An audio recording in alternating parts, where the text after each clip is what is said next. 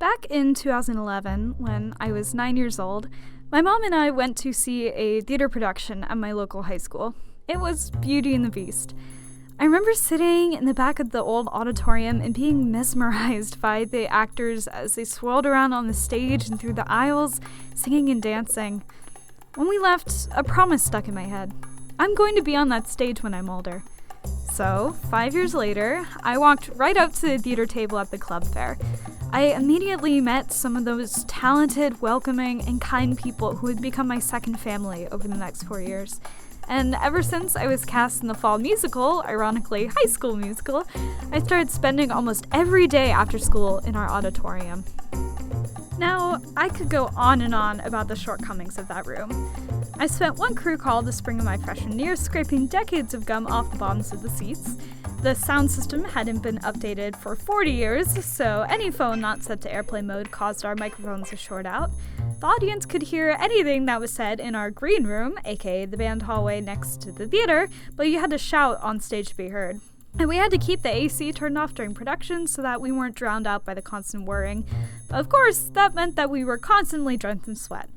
But there were some beautiful parts of that space as well. The scrim flat that contained messages from generations of theater students, the layers upon layers of flat black paint on the stage that we added to before every production, and the prop room 3 of us converted into a dressing room my senior year because of our 10+ quick changes in Little Shop of Horrors. Even the annoying aspects added up to a place that I grew to love during the hundreds of hours I spent there. And of course, when I think back on that auditorium, it's filled with a rotating cast of people who built me up and cared for me with an immense amount of joy.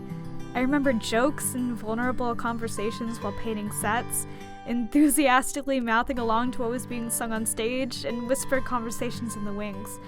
I remember theater games and inside jokes and thank you fives. And I remember crying at senior circles and after every spring show because that meant that it was over and that I would no longer get to work with these people who I had grown to appreciate and care for.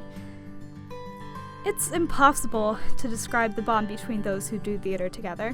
When you put in so many hours with people that you love and embrace vulnerability on stage and off, you start finding a home in those same people.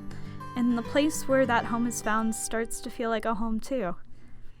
A month after I took my final bow and a week after I graduated, our high school was leveled to make room for reconstruction. The auditorium that was my home for 4 years no longer exists. Now it's just a construction site.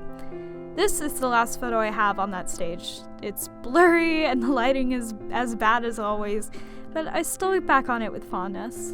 It's fitting that such a beautiful moment was captured in an imperfect way. One of the last days I spent in the theater, I ran into a woman who had been in the first ever production on that stage decades ago. While I don't remember the specifics of our conversation, I remember how nostalgic she was about her own time in that theater. She remembered her time in the wings and in that band hallway. That put it all into perspective for me. I had walked on the same stage as thousands of others, spanning over 44 years of theater kids calling that place home. The space may be gone, but the place still exists. It survives in photographs, in video, and in the memories of every person who called it home. My theater still has a place in my memories. No one can take that away from me. And now, as the brand new auditorium with a working sound system and dressing rooms and less gum on the seats stands empty due to pandemic, my theater is still warm and full of life because it no longer exists. I have a box in my room at home that contains pieces of our theater. I made my own mark on the space before it was torn down, and I have that part of the wall. I wrote just 4 words. Thank you for everything.